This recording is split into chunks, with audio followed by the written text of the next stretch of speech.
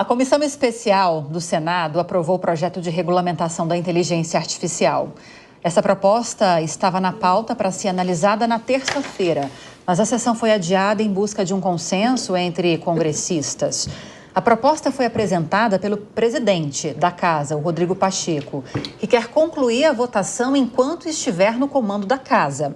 A expectativa é que a votação no plenário aconteça na próxima terça-feira.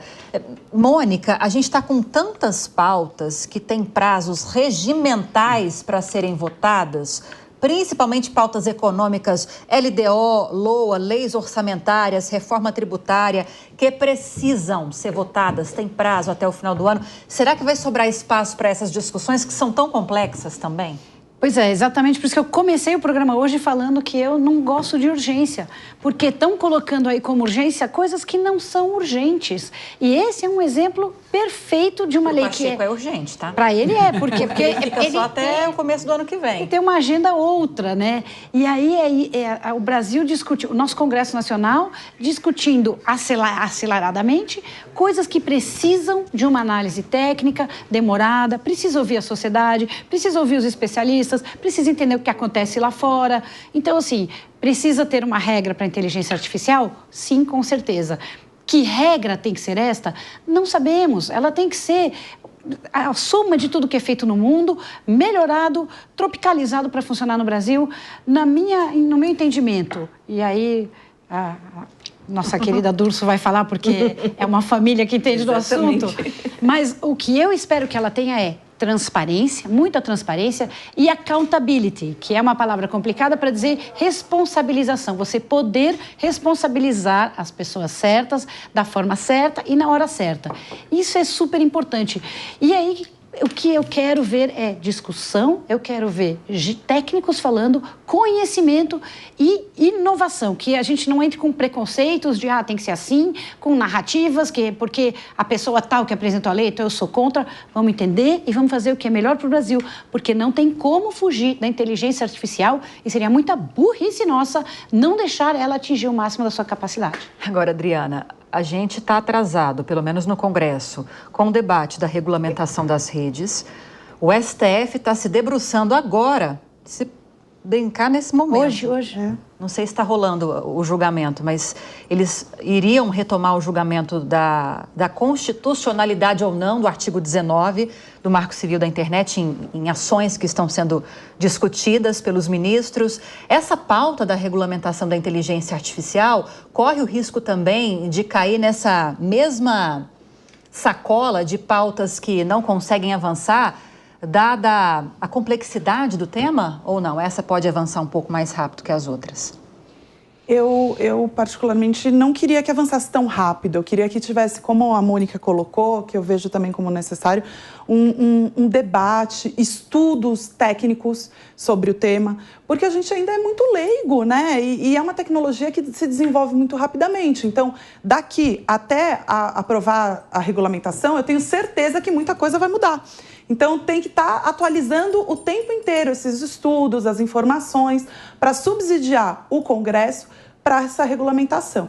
Eu queria falar o seguinte, a tecnologia, ela é benéfica, ela é positiva, e eu acho que todo mundo aqui concorda que somos a favor da utilização da inteligência artificial, que somos a favor da tecnologia.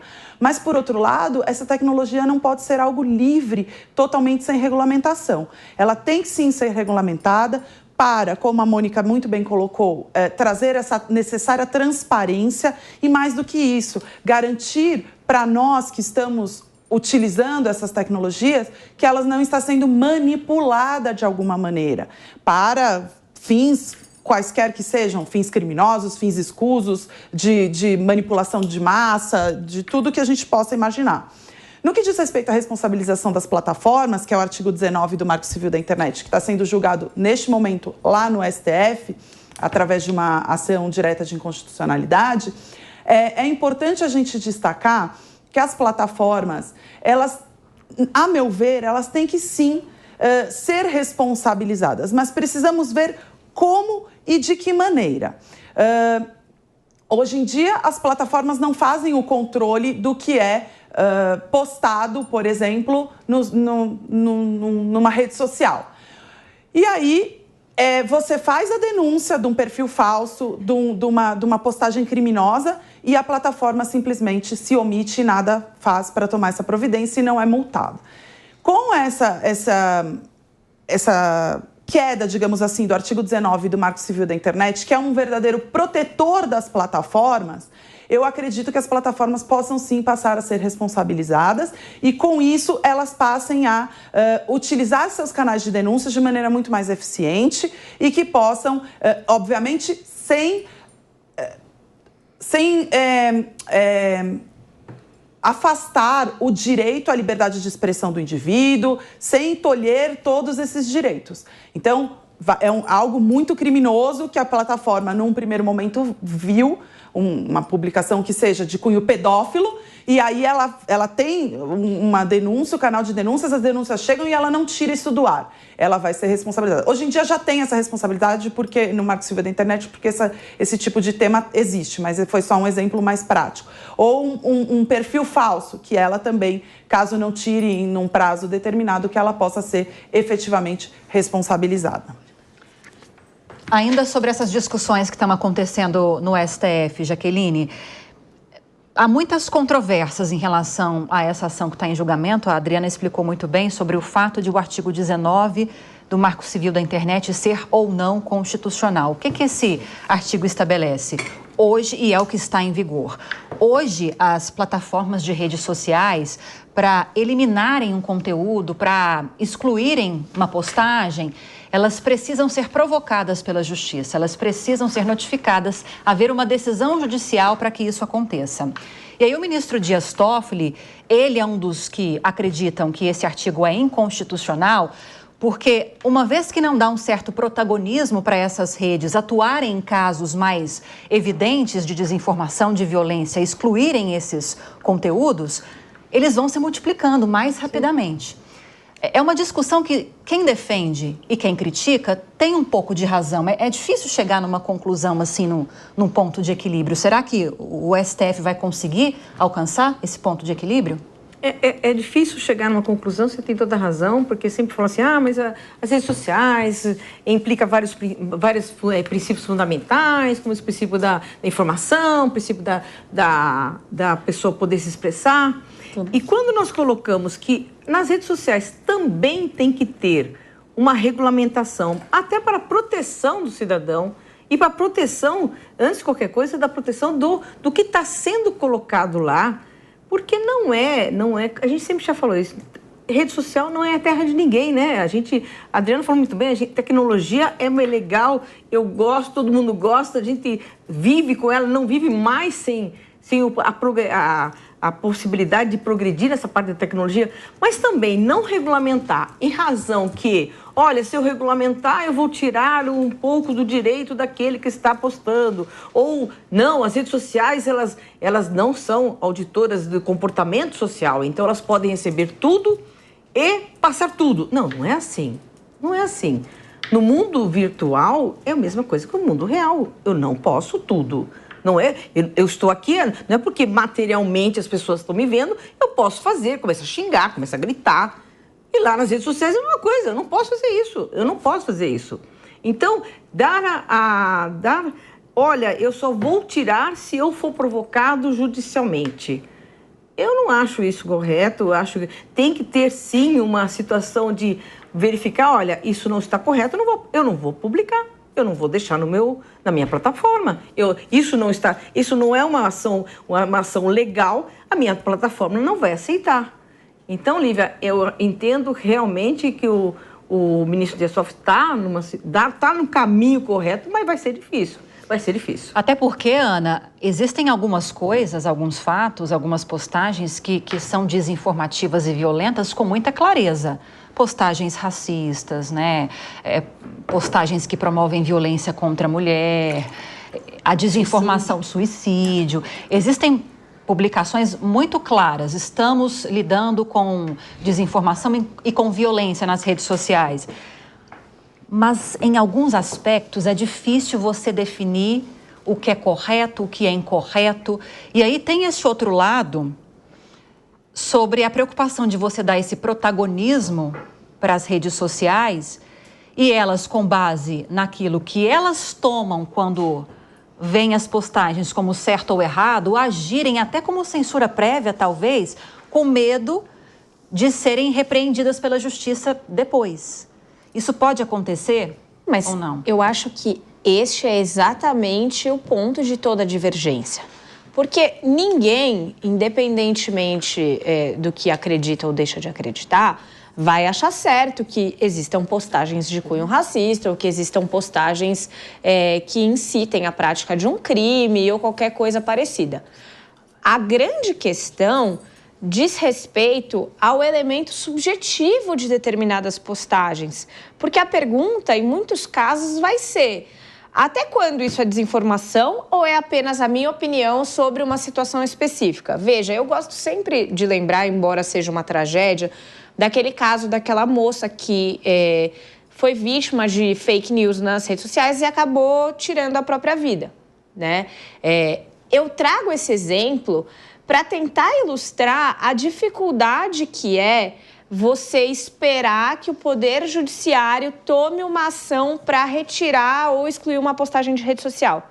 Porque nem sempre a pessoa que é vítima, e naquele caso eu trago ele porque ele envolve particulares, não tem nada a ver com pessoas famosas ou cheias de recursos ou instituições, por exemplo, mas é uma pessoa humilde que provavelmente, pensa, ela ia ter que procurar um advogado, ia ter que pagar um advogado, essa pessoa ia ter que fazer uma petição, esperar um juiz decidir, mesmo que liminarmente, um período de tempo em que o estrago já foi feito.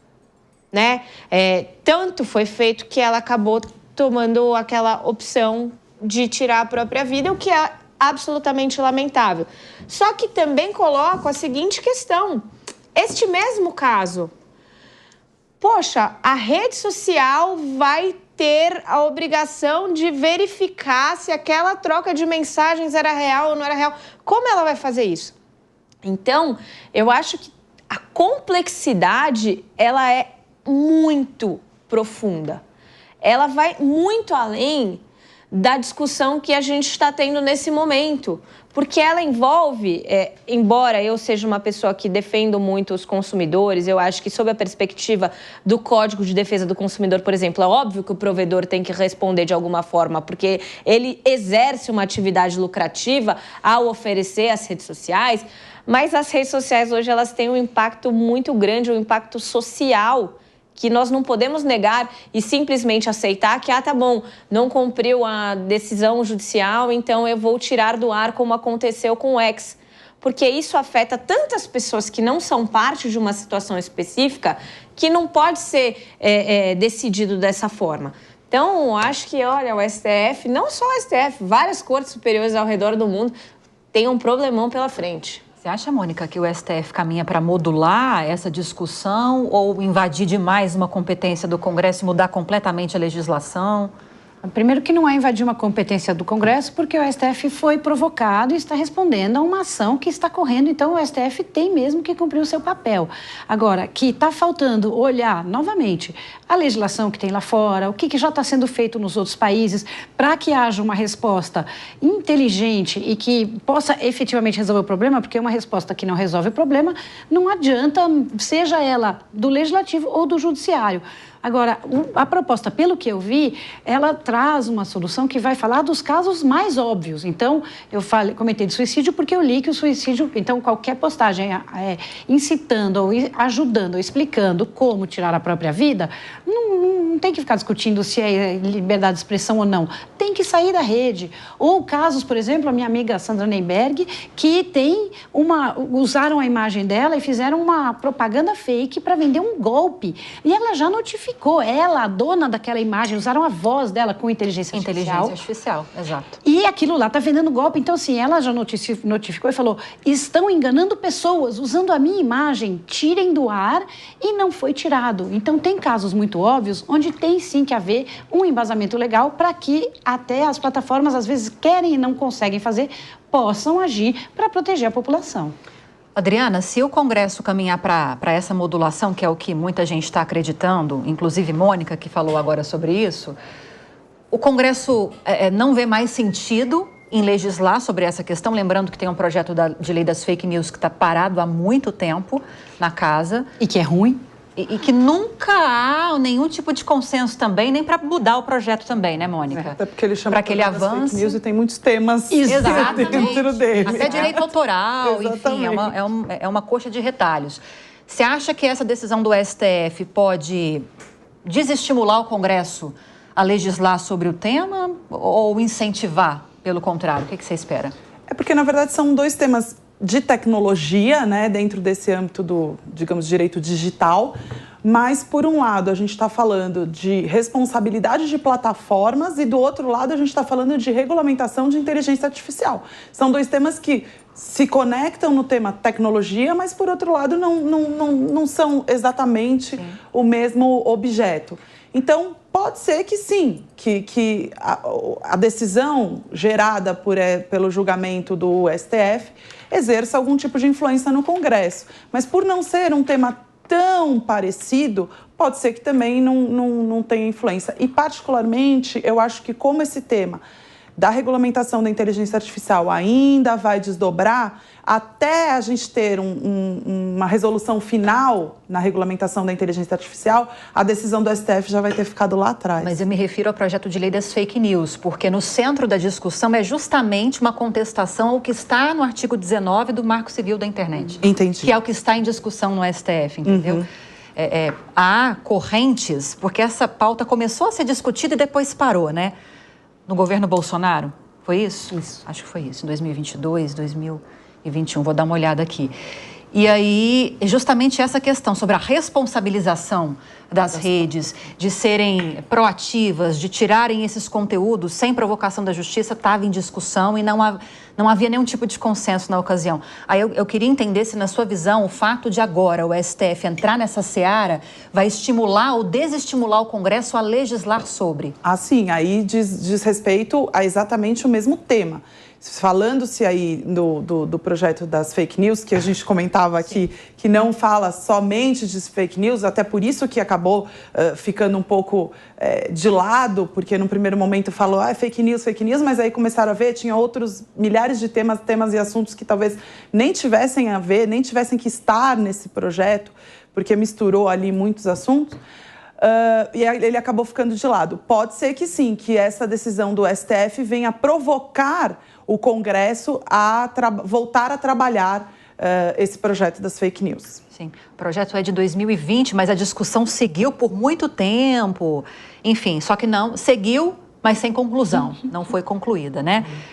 Alguém mais quer falar sobre inteligência artificial, projeto de lei das fake news, mas eu quero te ouvir sobre o projeto de lei das fake news mais uma vez. Quero aproveitar também que sua pegada é parecida com a da Adriana, porque muitos dizem que o fato de o Congresso não se debruçar sobre uma pauta não quer dizer inação, quer dizer que ele não quer falar sobre aquele assunto.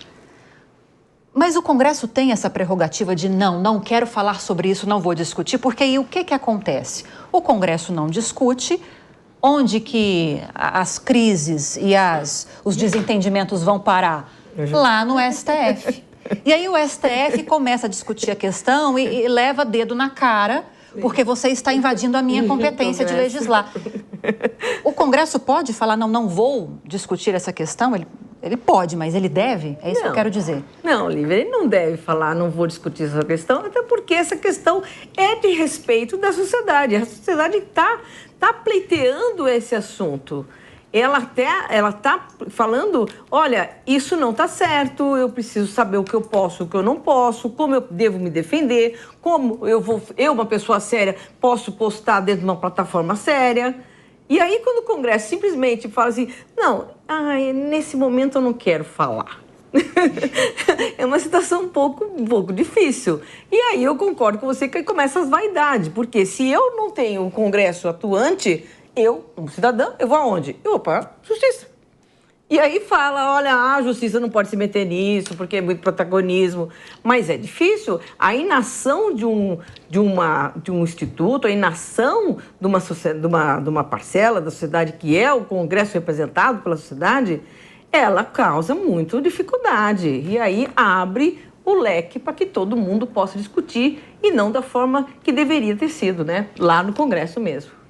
Opa, pode falar, Adriana, para a gente talvez fechar. essa inatividade, digamos assim, do Congresso, ela se justifique, porque o Congresso, nada mais, nada menos, é um órgão político. Então, ele depende aí de alianças, de pessoas que estão no poder, de temas que estão sendo tratados pela própria sociedade de maneira mais emocionada naquele momento. Então, ele vai, assim... eu ia falar manobrando, mas eu não quero falar manobrando, né? Mas ele vai, assim, conduzindo os temas para que eles possam ser aprovados de acordo com o que eles querem que seja aprovado e também que eles possam dar continuidade aos temas, mas não necessariamente no momento que a sociedade anseia, porque, por vezes, é o que eu falei, a sociedade ainda está com aquele tema muito emocionado, as discussões estão muito acirradas, então eles esperam a poeira baixar, pela própria característica de ser um órgão político.